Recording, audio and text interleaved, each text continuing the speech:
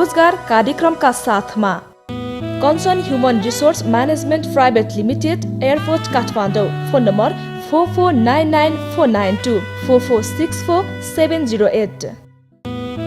Prudential overseas private limited, Tinkune Kathmandu. Phone number 44800005। Damaru resources private limited, Koteshwor Kathmandu. Phone number 44690555। Protect Nepal employment प्रणाली, Gongabu Kathmandu. Phone number 43839223। All Vision International Private Limited, telephone number 4279158, Samakhusi Kathmandu. MD overseas private limited, Sinamangal Kathmandu. Phone number 44854544। MBK Overseas Private Limited, telephone number 4471668, Samakhusi Kathmandu. Top jobs private limited, Basundhara Chowk Kathmandu. Phone number 43855692।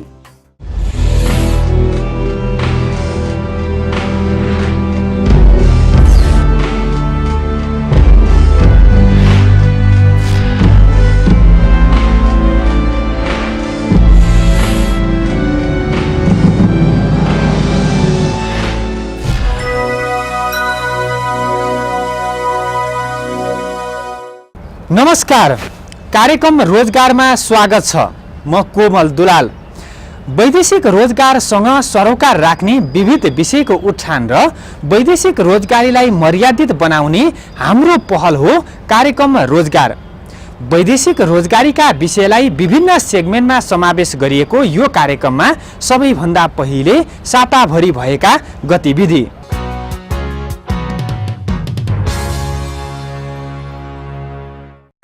पछिल्लो समयमा विदेशमा सुरक्षा गार्डतर्फ नेपाली युवाहरूको आकर्षण बढ्न थालेको छ।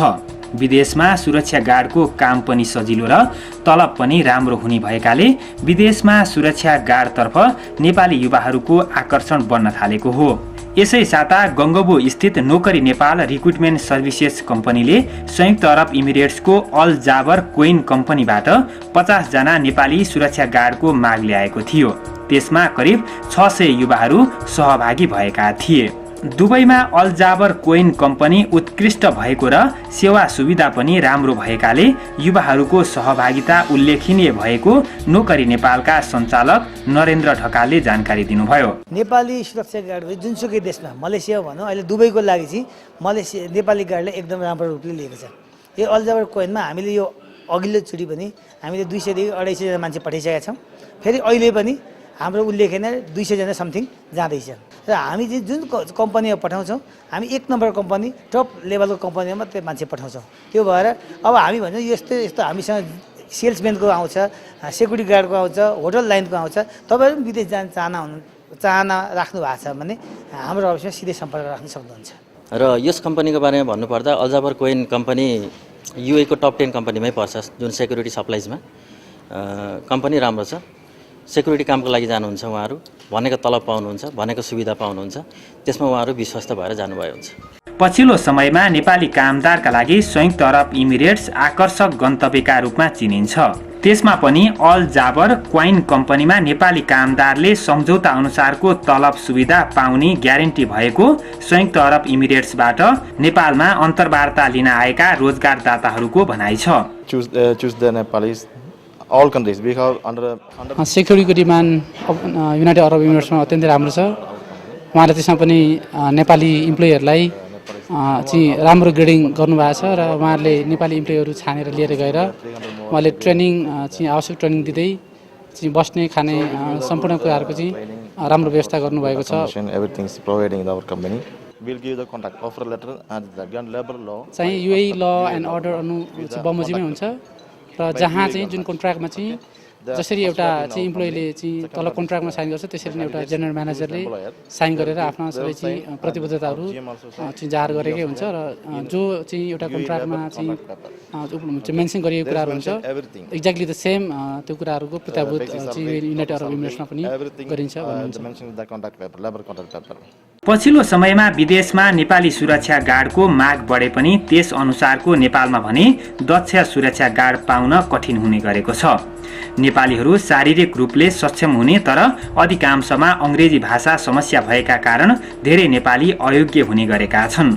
विदेशमा सुरक्षा गार्डमा जानु पूर्व नेपाली कामदारले अङ्ग्रेजी भाषा तयारी गर्न सके संयुक्त अरब इमिरेट्स लगायत अन्य देशमा नेपाली सुरक्षा गार्डको अवसर राम्रो भएको नोकरी नेपालका प्रबन्धक शङ्कर श्रेष्ठको भनाइ थियो।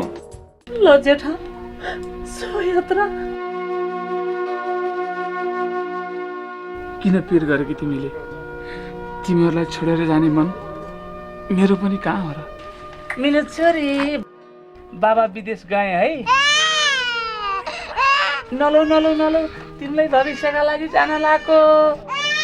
विदेशको ठाउँ के कसो हुने हो भनेर बाउको पिर लिएको हेर छोरीले। मेरो पिर लिनु पर्दैन, म कहाँ जुन पाएँ त्यही मेन पारबाट विदेश जान लागेको र।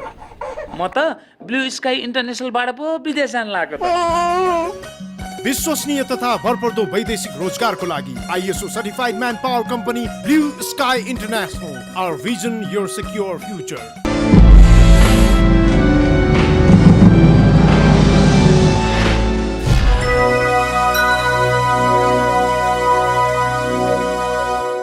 विश्रामपछि कार्यक्रम रोजगारमा पुनः स्वागत छ। वैदेशिक रोजगार सम्बन्धी साताका गतिविधिपछि अब पालो स्पेशल रिपोर्टको। स्पेशल रिपोर्टमा आज हामी वैदेशिक रोजगारीमा जाने युवाको संख्यासँगै बढेको ठगीको प्रसङ्ग जोड्छौँ। दैनिक 1500 युवा रोजगारीको खोजीमा कानुनी प्रक्रिया पूरा गरेरै विदेशिन्छन्। चोर बाटो गैर कानुनी रूपमा विदेशिनेको संख्या पनि कम छैन। अमेरिका युरोपका नाममा धेरै युवाले लाखौं डुबाएका छन्। त्यसो त रोजगारीका लागि मध्यपूर्व वा मलेसिया पुग्ने युवा पनि नठगिएका होइनन्। अधिकांश युवा स्वदेशमै ठगिन्छन्। आकर्षक तलब पाउने गरी विदेश पठाइदिन्छु भन्दै गाउँ गाउँमा पुग्ने दलालबाट मात्र होइन, विदेश पुगेपछि पनि अनेकन समस्यामा पर्छन् नेपाली कामदार। तर यसरी ठगिनु वा विदेश पुगेपछि समस्यामा पर्नुमा वैदेशिक रोजगार व्यवसायी वा सरकार मात्र दोषी छ त? विदेशिने युवा कति सचेत छन् त? रोजगारीको खोजीमा दैनिक सयौं युवा विदेशिन्छन्। कानुनी प्रक्रिया पूरा गरेर विदेशिने युवाको संख्या दैनिक सयौं पुग्छ। तर दलालहरूको माध्यमबाट गैर कानुनी रूपमा विदेशिने युवाको संख्या पनि कम छैन। भएको झिटी बेचेर वा चर्को ब्याजमा ऋण काटेर दलाललाई मोटो रकम बुझाउने अधिकांश युवाहरू ठगिन्छन्। यसरी ठगिनेमा अशिक्षित मात्र नभई पढे लेखेका युवाहरूको संख्या पनि बढी छ। पढे लेखेका युवाहरूको रोजाई युरोप र अमेरिका हुने भएकाले पनि ती देश छिर्ने आशामा उनीहरू लाखौं रुपैयाँ दलाललाई बुझाउँछन्। गैर कानुनी बाटो हुँदै जंगल वा खोला नालाबाट युरोप अमेरिका छिर्नकै लागि लाखौं बुझाउन तयार हुने यस्ता युवाबाट रकम ठग्ने ठगहरू भने निर्बाध घुम्छन्। समय त बर्बाद भयो आफूहरूलाई ठग्ने दलाल विरुद्ध कानुनी कारबाहीका लागि उजुरी गरेपछि पनि उनीहरूले भोग्ने शास्ति सकिँदैन। देशमा पर्याप्त रोजगारीको अवसर नभएपछि अहिले दैनिक 1500 नेपाली युवाका लागि वैदेशिक रोजगारी नै विकल्प बन्दै गएको छ। तर यही वैदेशिक रोजगारीको चक्करमा कयौं युवा घरबार विहीन छन् भने कैयौं युवा विदेशको जेलमा छन्। यस्ता समस्या आउनुमा सरकार वा मेनपावर कम्पनी मात्र दोषी छैन, स्वयं विदेशिने नेपाली कामदारले समेत ध्यान दिनुपर्ने बेला आएको छ। वैदेशिक रोजगारीमा जानु अघि आफू के काममा जाने, कति तलब पाउने, कुन मेनपावर कम्पनी मार्फत जाने लगायतका विषयमा राम्रोसँग जानकारी लिनुपर्छ। अहिले विदेशमा रोजगारी दिलाइदिन्छु भन्दै गाउँ गाउँमा पुग्छन् एजेन्टहरू। सम्भव भएसम्म एजेन्टको भर पर्नुभन्दा इजाजत लिएको मेनपावर कम्पनीबाट जाँदा ठगिनबाट बच्न सकिन्छ। अझ म्यानपावर कम्पनी मार्फत वैदेशिक रोजगारीमा जान लागत पनि कम लाग्छ। पैसा कहिले पनि एजेन्टलाई बुझाउनु हुँदैन, म्यानपावर कम्पनीमा आएर मात्र बुझाउनु पर्छ। त्यसैले यी कुरामा ध्यान दिन सके स्वदेशमा ठगिनेबाट बच्न सकिने सरोकारवालाहरू बताउँछन्। स्टुडियो कार्यालयमा जानुहुन्छ पासपोर्ट बनाउनलाई, पासपोर्ट बनाइसकेपछि तपाईँले हल्का इन्फर्मेसन स्टुडियो कार्यालयमा त्यहाँ होर्डिङ बोर्डहरू राखेको हुन्छ, वैदेशिक रोजगारको ऐनहरू राखेको हुन्छ, दुनियाँ कुरा हुन्छ, कुन ठाउँमा जाने कसरी जाने भन्ने कुरो तपाईँले नडराइकन एकदम नढक्माइकन तपाईँले स्टुडियो कार्यालयमा पनि सोध्न सक्नुहुन्छ। एक त अब अर्को कुरो, विभिन्न जिल्लामा यो वैदेशिक रोजगारसँग काम गर्ने विभिन्न सङ्घ संस्थाहरू हुनसक्छ, जस्तै एनजिओ विभिन्न खालको फोरमहरू पनि हुनसक्छ, तपाईँ त्यहाँ सोध्न सक्नुहुन्छ। एक अब दोस्रो कुरो तपाईँ त्यहाँ पनि सोध्न सक्नु भएन, पासपोर्ट बनाउनु भयो, तपाईँ काठमाडौँमा आउने क्रम पनि सक्नु भएन। अब तपाईँले कमसेकम कुन चाहिँ अफिसको शाखा कार्यालय मजबुत छ, कुन क्षेत्रमा छ, त्यसले कुन कुन देशमा कस्तो काम, त्यहाँ पनि गएर तपाईँ बुझ्न सक्नुहुन्छ। एउटा कुरो। अब चौथो कुरो के छ भने तपाईँ ठगिनु भने जोगिने हो भने तपाईँले जुनसुकै ठाउँमा आर्थिक कारोबार गर्नु भएन, पासपोर्ट बुझाउनु भएन, कसैको लडाइँमा लाग्नु भएन। नम्बर 1 यो भएर तपाईँ सिधै जोगिनु हो भने मलाई लाग्छ वैदेशिक रोजगार यात्रामा तपाईँ मलाई लाग्छ 99% ठगिनेबाट जोगिन्छ। एक जुन राम्रो खालको अफिसमा नपुग्ने अनि बाटोबाटै आफ्नो साइला दाई माइला दाई भन्नेलाई पासपोर्ट दिने, आर्थिक कारोबार गर्ने, न अफिस देखेको छ, न बिमा गरेको छ, न श्रम गरेको छ, तपाईँको यात्रा त गाउँबाटै ठगिन सुरु भयो नि त।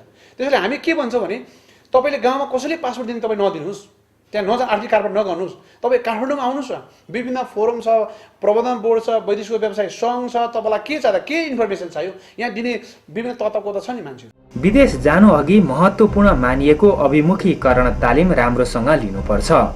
विदेशमा पुगेपछि स्वास्थ्य परीक्षण गर्दा रोग देखिएर फर्कने नेपाली कामदारको सङ्ख्या पछिल्लो समयमा बढेको तथ्याङ्कहरूले देखाएका छन्। त्यसैले विदेश जानु अघि स्वास्थ्य संस्थामा गई अनिवार्य स्वास्थ्य परीक्षण गराउनुपर्छ। अहिले गाउँदेखि सहरसम्म ठाउँ ठाउँमा दलालहरू घुमिरहेका छन्। यी सबै ठाउँमा सरकारी निकायहरूको ध्यान नपुग्न सक्छ। पछिल्लो समयमा युवाहरू देशमा मात्र होइन विदेशमा समेत ठगीमा पर्ने गरेका छन्। अझ विदेशको कानुनको बारेमा जानकारी नहुँदा भारतबाट हुँदै विदेश जाँदा विभिन्न समस्यामा पर्ने गरेका छन्। नेपाल बाहेकको विमानस्थल प्रयोग गरी कहिले पनि वैदेशिक रोजगारीमा जानु हुँदैन। विदेशमा पुगेपछि पनि काम नगरी बन्द हडताल गर्ने, मादक पदार्थ सेवन गर्ने, झगडा गर्ने समेत गर्नु नहुने सरोकारवालाहरू बताउँछन्। विदेशमा रोजगारीमा गएका धेरै नेपाली पैसा कमाउन गएका हुन्छन्। त्यसैले यही कुरालाई मनन गरी काम गर्नुपर्छ। पछिल्लो समयमा वैदेशिक रोजगारीका लहरसँगै यस क्षेत्रमा समस्या पनि बढेका छन्। तर साना कुराहरूमा पनि ध्यान पुर्याउने हो भने वैदेशिक रोजगारीलाई सुरक्षित र लाभदायक बनाउन सकिन्छ। World class agency, good feelings, good attitude. Malaysia, Saudi Arabia, Dubai लगायत विभिन्न देशहरूमा हामी दिलाउँछौँ सिप अनुसारको रोजगारी। Nokari Nepal recruitment services private limited. Phone number 4362686, Gangapur, Kathmandu.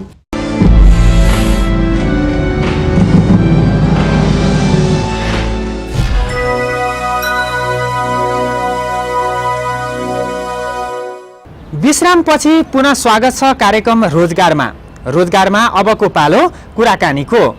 आजको कुराकानी पनि वैदेशिक रोजगारीमा बढेको ठगीकै विषय उठाएका छौँ। विदेशी युवाको सङ्ख्या बढेसँगै समस्या पनि बढ्दैछ। सरकारले वैदेशिक रोजगारीका समस्या समाधानमा चासो नदेखाएको आरोप लाग्छ नै वैदेशिक रोजगार व्यवसायी पनि आलोचनाबाट मुक्त छैनन्। समग्रमा वैदेशिक रोजगारीमा बढेको ठगी र समस्या समाधानमा कसरी गर्न सकिन्छ? सरकार, व्यवसायी र कामदारले कस्तो भूमिका अपनाउनु पर्छ? यिनै विषयमा हामीले कुराकानी गरेका छौँ वैदेशिक रोजगार व्यवसायी सङ्घका महासचिव कमल तामाङसँग।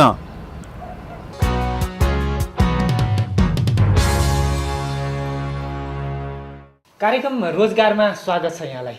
धन्यवाद यहाँलाई पनि।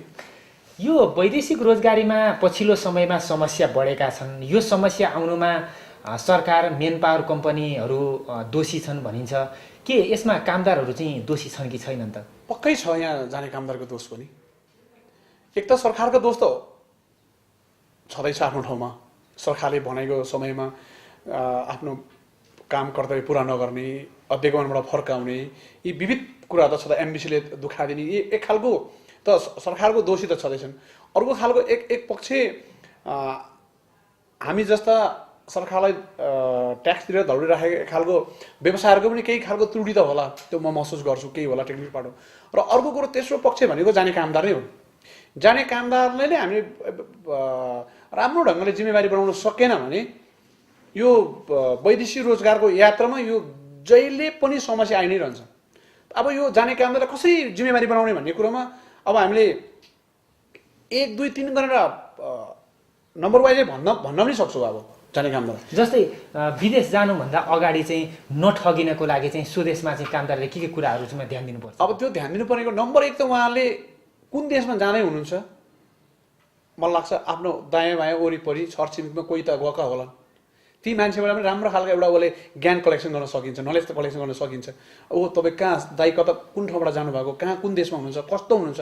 अहिले यस्तो गाउँ छैन कि वैदेशिक रोजगारको यात्रामा नभएको गाउँ नै छैन, सोध्न सकिन्छ नम्बर 1। दोस्रो कुरो, अब तपाईँ पक्कै जाने हो भनेदेखि पहिला सिफारिस लिँदै हुनुहुन्छ, तपाईँ गाउँमा सिफारिस लिँदै हुनुहुन्छ। सिफारिस लिइसकेपछि सिफारिस लिनुहुन्छ, तपाईँले सिडिओ कार्यालयमा जानुहुन्छ पासपोर्ट बनाउनलाई। पासपोर्ट बनाइसकेपछि तपाईँले हल्का इन्फर्मेसन सिडिओ कार्यालयमा त्यहाँ होर्डिङ बोर्डहरू राखेको हुन्छ, वैदेशिक रोजगारको ऐनहरू राखेको हुन्छ, दुनियाँ कुरा हुन्छ, कुन ठाउँमा जाने, कसरी जाने भन्ने कुरो तपाईँले नडराइकन एकदम नधक्माइकन तपाईँले सिडिओ कार्यालयमा पनि सोध्न सक्नुहुन्छ एक त। अब अर्को कुरो, विभिन्न जिल्लामा यो वैदेशिक रोजगारसँग काम गर्ने विभिन्न सङ्घ संस्थाहरू हुनसक्छ, जस्तै एनजिओ विभिन्न खालको फोरमहरू पनि हुनुहुन्छ, तपाईँ त्यहाँ सोध्न सक्नुहुन्छ एक।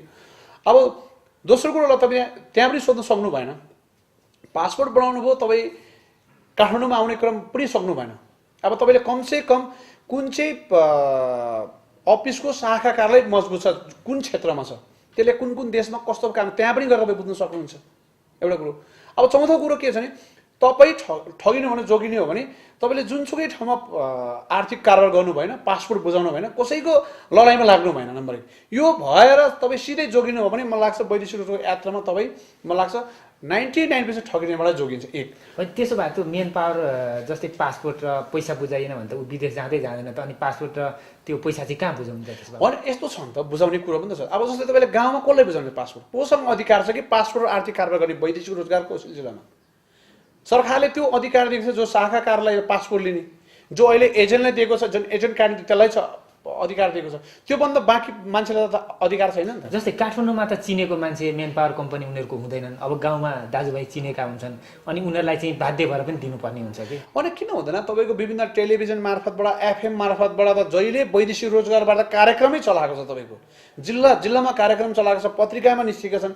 अब तपाईँले किन त्यो त्यतिसम्म पनि जानु सक्दैन। तपाईँ अब त्यो एजेन्ट कार्ड दिएको छ, शाखा कार्यालय छ, तपाईँ त्यहाँ गएर पासपोर्ट त दिनु सक्नुहुन्छ नि। आर्थिक कारोबारको तपाईँलाई त्यहाँ पनि आर्थिकको कारोबारको पनि अधिकार दिएको छ नि। तपाईँ आर्थिक कारोबार जबसम्म तपाईँ उठ्नुहुन्न, जुन हेड अफिसमा आएर तपाईँको एग्रिमेन्ट नगरिकन श्रम बिमा टिकट नभएसम्म तपाईँ पैसै बुझाउनुहुन्न, तपाईँ अनि कहाँबाट ठगिन्छ?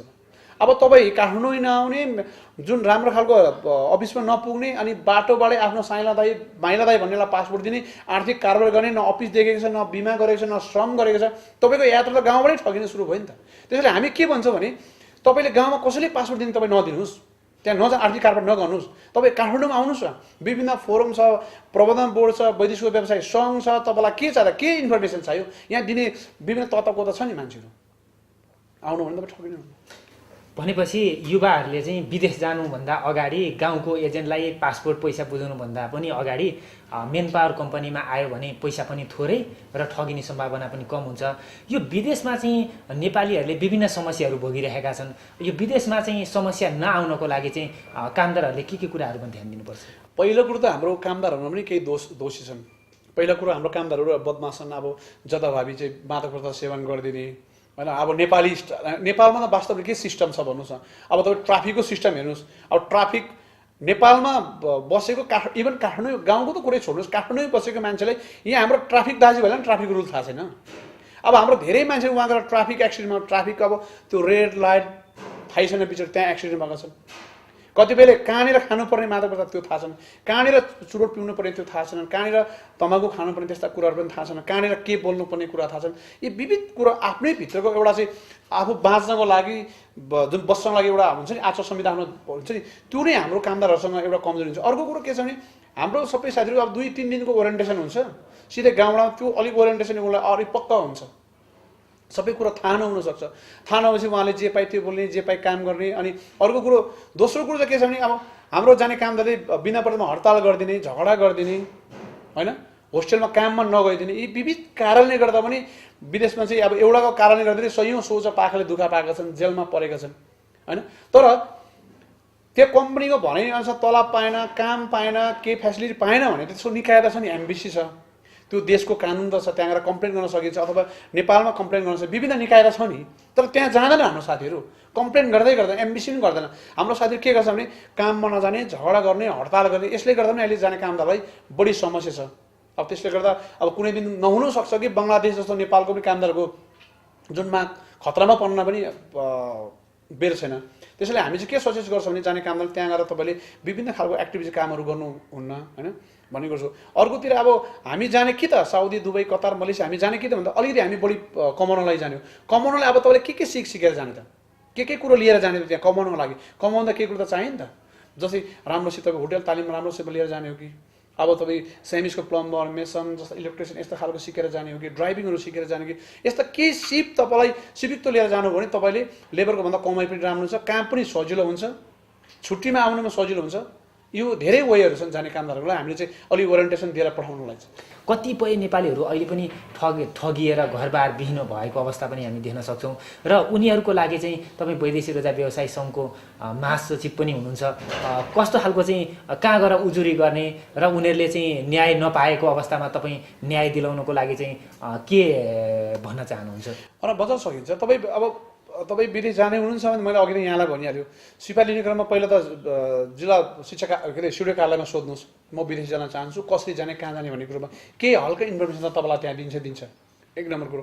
अर्को कुरो तपाईँ काठमाडौँ आउनुभयो भने अब तपाईँ यहाँ होइन 700-800 यो रिङ रोडभित्र नै एजेन्सीहरू छ तपाईँले हरेक कुरो। अर्को कुरो तपाईँलाई त्यति साह्रै भयो भने प्रबन्धन बोर्ड छ, नेपाल सरकारको एउटा पार्ट हो, उहाँले पनि अलिक गाइडलाइन दिन्छ।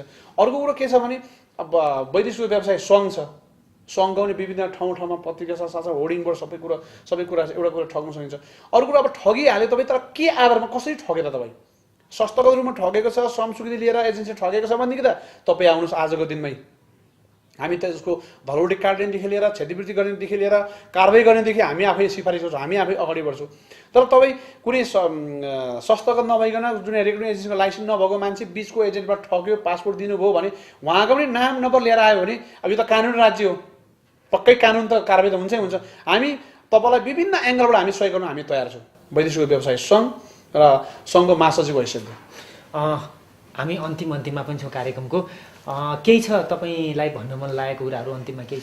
वैदेशिक रोजगार विभागले सबै कागजात हेरेर भिजा सिजा सबै हेरेर यो कामदार जानलाई योग्य छ भनेर अन्तिम स्वीकृति दिन्छ।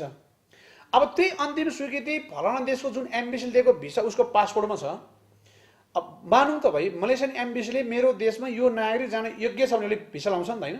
सबै अनलाइन चेक गरेर त्यो भिसाको आधारमा वैदेशिक विभागले अन्तिम स्वीकृति दिन्छ। त्यो दुइटै चिज ठिक होइन भनेर फेरि अध्यक्षले फर्काइदिन्छ।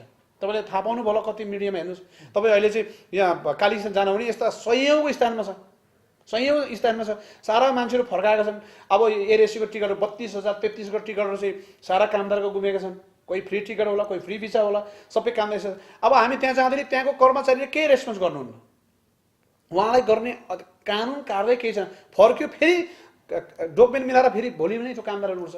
मैले के भन्न खोजेको भने अध्यक्षमा फर्काउने कामदारको के दोष छ त? कि फर्काएपछि कि त्यो फर्काउने कर्मचारीले प्रमाण गर्नु पऱ्यो कि यसरी गलत तरिकाले पठायो भनेर त्यो व्यवसायलाई कारवाही हुनु पऱ्यो, कि जाने कामदारलाई कारवाही हुनु पऱ्यो, कि त्यो क्षतिपूर्ति त्यो फर्काउने अनावश्यक फर्काउने जुन कर्मचारीले गराउनु पऱ्यो। यो यसरी यो तालमेल नमिलेर अहिले वैदेशिक रोजगार चाहिँ एकदम यो धेरै यस्तो स्थितिमा छ, होइन? हस्, यहाँले हामीलाई जानकारी गराइदिनु भयो, यहाँलाई धेरै धेरै धन्यवाद। हस्, यहाँलाई पनि धन्यवाद।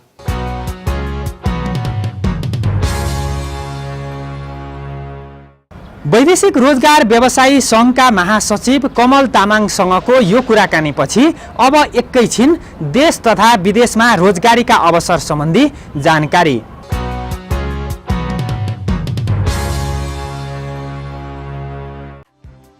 क्लासिक ओभरसिज म्यानपावर प्राइभेट लिमिटेडले मलेसियाको प्रतिष्ठित कम्पनीबाट प्रोडक्सन अपरेटरका लागि नेपाली कामदारको माग ल्याएको हुँदा इच्छुक व्यक्तिहरूले फोन नम्बर 44 65 753 32 पुतली गौशाला काठमाडौँमा सम्पर्क राख्नुहोला। प्रिय अन्तर्वार्ता धमाधम भइरहेको छ।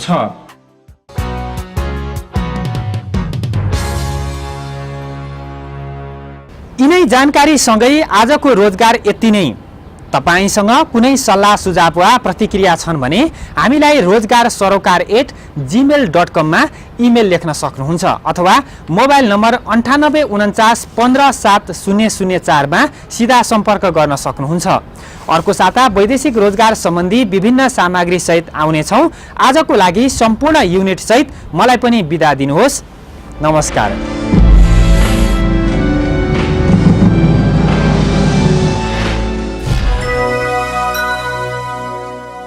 रोजगार कार्यक्रमका साथमा concern human resource management private limited airport Kathmandu. Phone number 4499492 4464708। Prudential overseas private limited Tinkune Kathmandu. Phone number 44800005। Damaru resources private limited Koteshwor Kathmandu. Phone number 4469055। Protect Nepal employment प्रणाली Gongabu Kathmandu. Phone number 4383923। All Vision International Private Limited, telephone number 4279158, Samakhusi Kathmandu. MD overseas private limited Sinamangal Kathmandu. Phone number 44 85 544। MBK Overseas Private Limited, telephone number 4471668, Samakhusi Kathmandu. Top jobs private limited Basundhara Chowk Kathmandu. Phone number 4385692।